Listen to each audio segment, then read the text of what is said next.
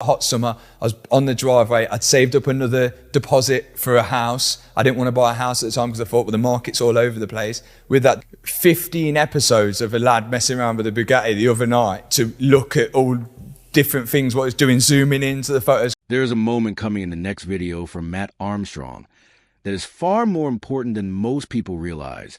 And if you do not understand what is happening, you will likely watch it just like everyone else and completely miss the real meaning behind it. On the surface, it will look simple, almost boring even, just coolant being filled into a car and a temperature gauge slowly rising as the engine warms up. But underneath that simple moment is a result of months of effort, risk, stress, and decisions that could either prove everything was done correctly or show that something important went wrong. This is not just about a car reaching operating temperature. This is about whether a Bugatti Chiron, that was once declared impossible to rebuild outside of the manufacturer, can actually function properly again after being taken apart and rebuilt piece by piece in a garage.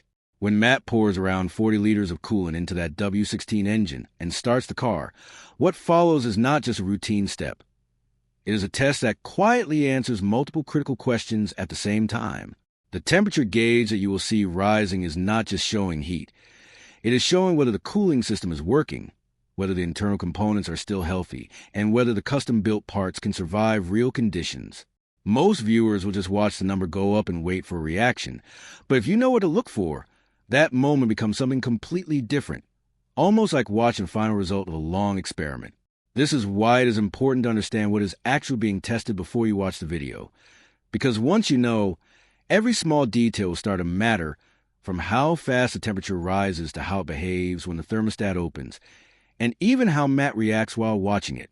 This is not just another step in a rebuild. This is a moment where everything either comes together or starts to fall apart, and that is exactly why it deserves attention in a way most people will not give it. The first and most serious question that this moment answers is whether the engine suffered hidden damage when it was previously run without coolant, something that sounds simple but can cause major problems inside a complex engine like the Bugatti's W16. In a normal car, running without coolant is already dangerous, but in a hypercar with multiple cooling systems and several water pumps, the risk becomes much bigger. Each of those pumps has seals that are designed to work under very specific conditions, with coolant on one side and oil on the other. And these seals rely on being constantly lubricated and cooled by the fluids they separate. When an engine runs dry, even for a short time, those seals can heat up quickly and start to degrade. And the dangerous part is that they do not always fail immediately. Sometimes they appear fine at first, especially during a quick startup or short test. But once the engine reaches full operating temperature and stays there, the stress increases and the seals may begin to leak. If that happens, coolant and oil can mix, which is a serious issue that can damage the engine further and require major work to fix. This is why the first full warm-up with coolant is so important, because it puts the system under real conditions for the first time since the rebuild. When the engine runs and reaches its normal temperature, any weak points are more likely to show themselves, and this is where the temperature gauge becomes more than just a number. It becomes an indicator of whether the internal systems are holding together as they should. If everything behaves normally, it suggests that the seals are still good and the earlier damage was not severe enough to cause lasting problems. But if something goes wrong, it could mean that the engine needs to come out again, which would be a huge setback after all the work that has already been done. The second question this test answers is whether the custom radiators built for the car can actually handle real operating conditions, because while they have already passed pressure tests, that does not guarantee they will perform the same way when the engine is running and the system is heating up. Pressure testing is done at normal temperature, where everything is stable and predictable, but once the engine starts and the coolant begins to heat, everything changes. The liquid expands, pressure inside the system increases, and the metal parts of the radiators also expand at different rates depending on the material and design. This creates a more challenging situation where welds, joints, and connections must stay strong and sealed even as the system moves and changes slightly under heat. In this case, the radiators are not factory parts. They were built using modified components in custom fabrication, which makes the test even more important because there is no official reference for how they should behave in this exact setup. Bob, who worked on these radiators, has already shown a high level of skill by repairing and building parts that many people thought could not be fixed, But real proof only comes when the car runs and the system goes through a full heat cycle. When the thermostat opens and allows coolant to flow through all the radiators, the system reaches its true working condition, and that is when any weakness would show itself. If the temperature stabilizes properly, it means the radiators are doing their job and managing heat effectively. But if the temperature keeps rising or behaves unpredictably, it could indicate a problem somewhere in the cooling system. This moment is not just about checking if the car runs. It is about confirming that the custom work can handle the same stress as original factory components. The third and often overlooked question is whether the cooling system was filled correctly without trapping any air inside, which might sound like a small detail, but can have serious consequences in a complex system like this one. A car with a simple cooling system might handle small air pockets without major issues, but in a setup with multiple radiators and long coolant paths, trapped air can create areas where heat is not properly transferred. These pockets can cause local hotspots where parts of the engine or system get much hotter than they should, even if the overall temperature reading looks normal at first. To prevent this, a vacuum fill method is used, where the system is first emptied of air and then filled with coolant in a way that ensures it reaches every part of the circuit. However, in this case, there is no official guide for how to do this on a Bugatti outside of the manufacturer, which means the process depends on experience and understanding rather than exact instructions. This adds another layer of uncertainty because even a small mistake in the filling process could lead to problems later when the engine is running at full temperature. The tricky part is that these issues may not appear immediately. They might only show up once the system has fully warmed up and the coolant is flowing through every section. This is why the moment when the thermostat opens is so important, because it is when the full system becomes active and any trapped air would start to affect performance. Watching how the temperature behaves at that point can reveal whether the system was filled correctly or if there is still a hidden issue that needs to be addressed. Now that you understand the three main questions this moment answers, the next step is knowing exactly what to watch for when the video comes out, because the details that matter are not always the most obvious ones. Most people will naturally focus on the temperature gauge itself, wait and see where it settles. But the truth is that by the time the gauge shows a clear result, the real story has already started to reveal itself in smaller, more subtle ways. One of the most important things to watch is not even a mechanical part, but Matt's reaction while he is observing the car. This might sound unusual, but someone who has spent years working on cars develops a sense for what is normal and what is not, especially when watching temperature behavior during a warm-up. Small changes in posture, quick glances towards certain parts of the engine, or even a slight pause in movement can indicate that something is not quite right before any number confirms it. When everything is working properly, the process is calm and controlled, and there is no urgency in the way someone reacts. But when something feels off, even slightly, that calmness changes. This is why watching Matt's face and body language can sometimes tell you more than the gauge itself, because it reflects experience reacting in real time. Alongside that, another key moment to focus on is when the thermostat opens, which is when the cooling system switches from a smaller internal loop to the full system that includes all the radiators. Before this point, the engine is only circulating coolant within a limited path, so the temperature will naturally rise.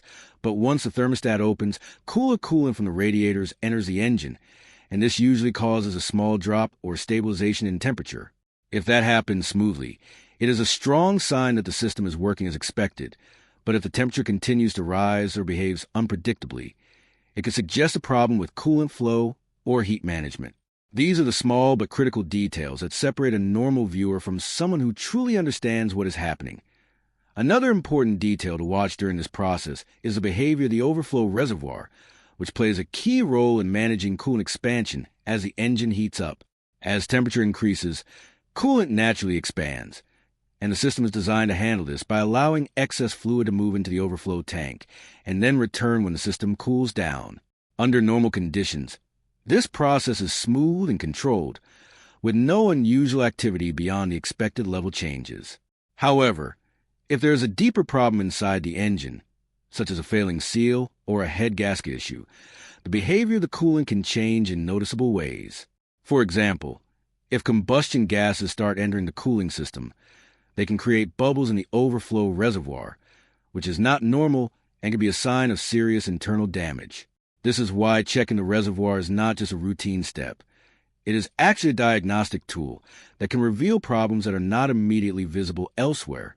In a complex engine like the W16, where multiple systems interact and generate large amounts of heat, even small irregularities can quickly become bigger issues if not identified early.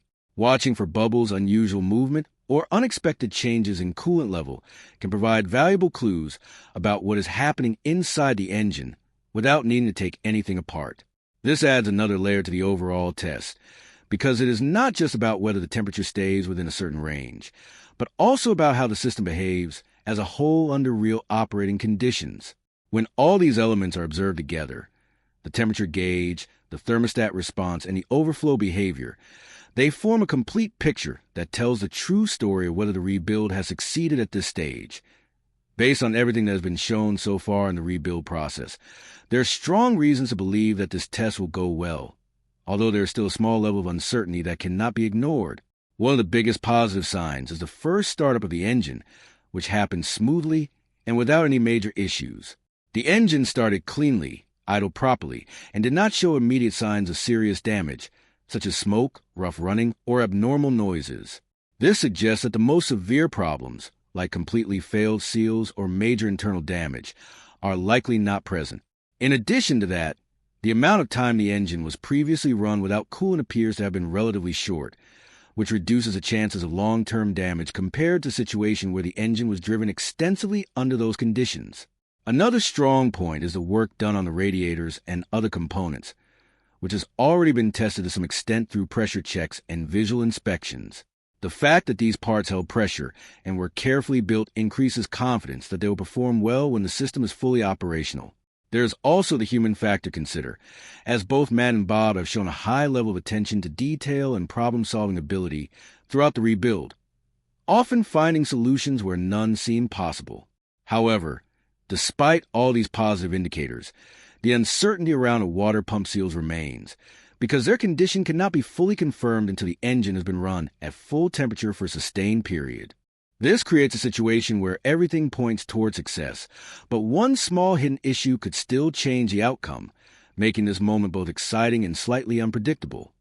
Looking at the bigger picture, this temperature test represents more than just another step in the rebuild. It marks the point where the project moves from theory into reality. Up until now, much of the work has been about repairing, replacing, and assembling parts, which are all important steps but do not guarantee that the car will function as a complete system. This is the first time that all those individual efforts come together under real conditions, where the engine runs, heat builds up, and every component has to perform its role at the same time. It is the difference between building something and proving that it works, and that difference is what makes this moment so important. If the system holds temperature and behaves normally, it confirms that the decisions made throughout the rebuild were correct, and that the car is moving closer to being fully functional again. On the other hand, if something goes wrong, it does not mean the project has failed, but it does mean that more work is needed to address whatever issue has appeared. Either way, this test provides valuable information that guides the next steps, making it a turning point in the overall process. It also highlights the significance of what has already been achieved, because even reaching the stage with a car that was once considered impossible to rebuild is an accomplishment in itself. The ability to start the engine, engage the systems, and bring the car to this level shows that the project has already overcome major challenges. And this moment is about confirming how far it has truly come in the end. What makes the situation especially interesting is not just the technical side of the test, but the way it changes how the audience experiences the video itself. Instead of simply watching events unfold, viewers who understand these details can actively interpret what they're seeing, almost like following a hidden layer of meaning beneath the surface. The rising temperature, the opening of the thermostat, the behavior of the coolant, and even the reactions of the people involved all become signals that tell a deeper story about the state of the car. This transforms a simple viewing experience into something more engaging and interactive, where every small detail has potential significance. It also creates a connection between the viewer and the process, making the outcome feel more meaningful, because it is understood rather than just observed. When the video is released and people begin to watch it, there will be a clear difference between those who see it as just another step in a rebuild, and those who recognize it as a critical test that answers multiple important questions at once.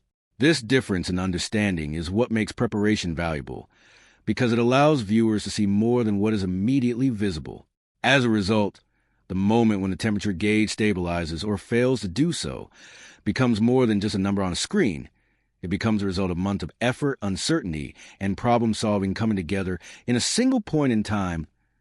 As the video finally plays and the engine warms up, everything that has been discussed comes together in a single sequence that will determine the immediate future of the rebuild. The coolant fills the system, the engine runs, the temperature rises, and each component begins to operate under real conditions for the first time since the car was put back together. This is the moment where expectations meet reality, where confidence is tested, and where any hidden issues have a chance to reveal themselves. If the temperature behaves as expected, stabilizing after the thermostat opens and showing no signs of irregular behavior, it will confirm that the cooling system is functioning properly and that the engine is handling heat as it should. If not, it will indicate that further work is needed, and the rebuild will continue with new challenges to overcome. Either outcome is part of the process, but the significance of this moment lies in what it represents: the transition from rebuilding to proving. It is the point where the car begins to show whether it can truly return to the road, not just as a collection of repaired parts, but as a complete and functioning machine. For viewers, understanding this adds a new level of appreciation to the video, turning what might seem like a simple technical step into a meaningful and important event. And as the story continues beyond this moment with more tests, adjustments, and eventually the goal of driving the car again, this temperature test will remain a key milestone, marking the point where the rebuild proved it could move forward as the test moves forward and the engine reaches its normal operating temperature. The real importance of everything that has been done starts to become clearer, because this is the moment where theory finally meets reality, and every single part of the rebuild is forced to prove itself under real conditions. Until now, most of the work on the Bugatti has been based on preparation, repair, and careful assembly, where each component could be tested individually in controlled situations. But none of those tests fully represent what happens when the entire system works together under heat, pressure, and constant circulation of coolant. That is why this moment is so critical, because the engine is no longer just being started or checked in isolation. It is now operating as a complete system where the cooling, lubrication, and mechanical parts all interact at the same time. The temperature gauge becomes the simplest but most important tool in this situation, because it reflects how well all these systems are working together without needing to open anything or physically inspect the engine. If the gauge rises smoothly and then settles at a stable level after the thermostat opens, it suggests that the cooling system is balanced, that the radiators are handling heat correctly, and that the engine is not under unexpected stress. However, if the temperature behaves in an unstable way, such as rising too quickly, dropping suddenly, or failing to stabilize, it can indicate hidden issues that were not visible during earlier stages of the rebuild. This is why experienced builders pay close attention not just to the final number on the gauge, but to the entire pattern of how it behaves over time, because the shape of that movement tells a story about what is happening inside the engine. At the same time, small physical signs also start to matter more, such as how the coolant flows, whether any unusual sounds are present, and how the engine responds to temperature changes during the first full cycle. All of these details combine into a larger picture that determines whether the rebuild is truly successful at this stage, or whether further adjustments will be needed. It is also important to understand that even if everything appears normal in the first few minutes, that does not guarantee long-term success, because some problems only appear after repeated heating cycles, when materials expand and contract multiple times under stress. This is why the single test is not seen as a final answer, but rather as a major checkpoint in a longer process of proving the reliability of the entire system. In many ways, this moment is less about finding perfection and more about confirming stability, because a complex engine like the W16 does not need to be flawless to pass this stage. It simply needs to show that all major systems are functioning together without immediate failure or warning signs. If that stability is achieved, it represents a major step forward in the rebuild, showing that the car is moving closer to a fully operational state where it can eventually be driven under real road conditions. But if instability appears, It provides valuable information that can be used to correct issues before they become more serious, meaning that even a failure at this stage is still an important part of the process. This is what makes the moment so intense, because it holds both outcomes at the same time.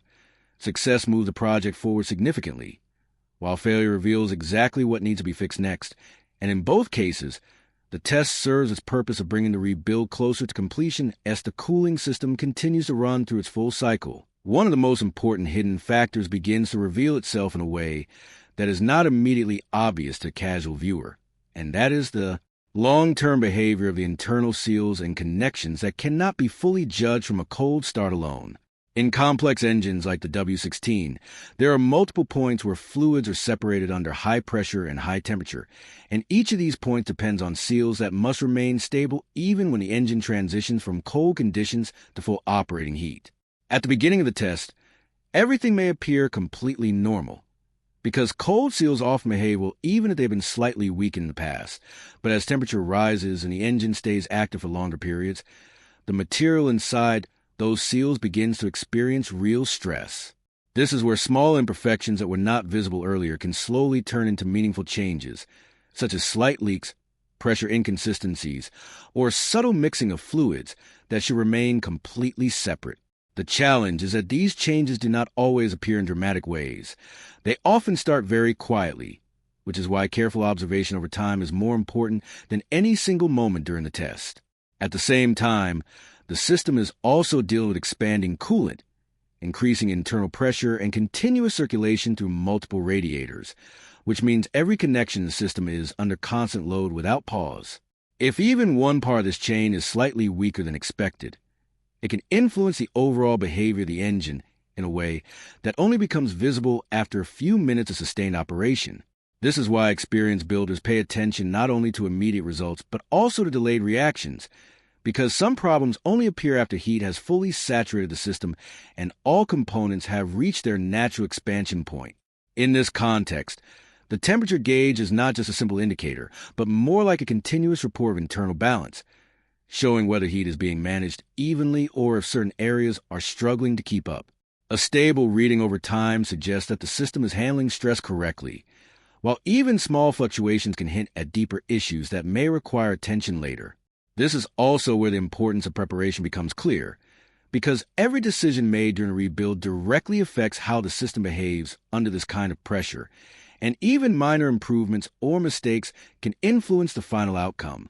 When everything works together smoothly, it creates a sense of confidence that the rebuild is moving in the right direction, but if instability appears, it provides valuable information that helps refine the system further.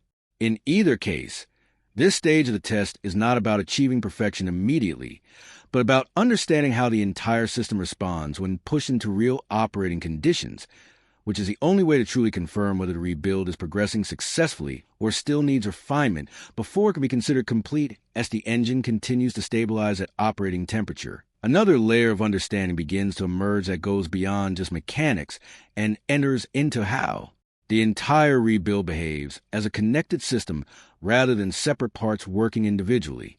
At this stage, the cooling system is no longer in a simple transition phase from cold to hot. It is fully active, meaning every radiator, hose, seal, and pump is now contributing to a continuous loop of heat management under real load. This is where the true balance of the system becomes visible, because if even one part is slightly out of alignment, the effects start to ripple through the rest of the system in ways that are not always immediately obvious.